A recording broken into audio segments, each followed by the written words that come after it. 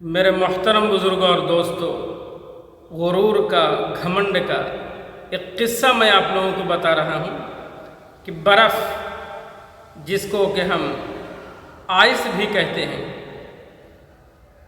تو برف سے کسی نے پوچھا کہ اے برف، تم ہر وقت اتنی ٹھنڈ کیسے رہ لیتی ہو؟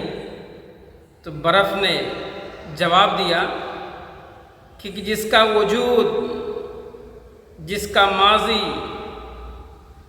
اور پاسٹ ہی پانی ہو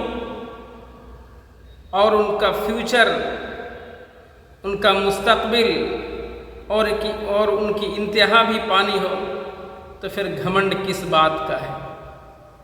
پانی بن کے آئے ہیں، پانی بن کے جانا ہے، تو گھمنڈ کس بات کا؟ اسی طریقے سے ایک انسان ہے جس کا کہ ماضی مٹی اور اس کا مستقبل بھی مٹی، ان کی پیدائش بھی مٹی اور جانا بھی ہے مٹی کے اندر، تو گھمنڈ کس بات کا میرے دوستو؟ ذرا سوچنے کی بات ہے کہ مٹی سے آئے ہیں، مٹی کے اندر جانا ہے، تو اس میں گھمنڈ اور غرور اور تکبر اور کبر اور انانیت کس بات کی ہے؟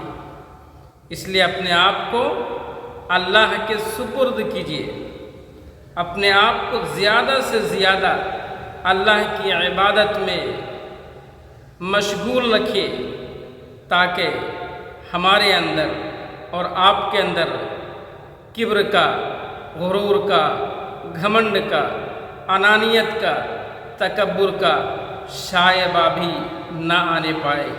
اس لیے کہ شیطان تلاش میں ہے، شیطان تلاش میں ہے کہ کیسے میں اللہ کے بندوں کو ان کے راستے سے ہٹاؤں، ان کو کبر کے اندر مبتلا کروں، انانیت کے اندر مبتلا کروں، گھمنڈ کے اندر مبتلا کروں۔ اس لیے کہ یہی گھمنڈ شیطان کو ایک سجدے سے روک دیا تھا۔ اس لیے میرے دوستو، ہمیشہ اپنے آپ کو کبر سے، گھمنڈ سے، تکبر سے، غرور سے اپنے آپ کو دور رکھنا ہے۔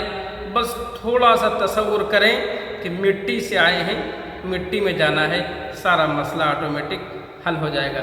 السلام علیکم ورحمۃ اللہ وبرکاتہ۔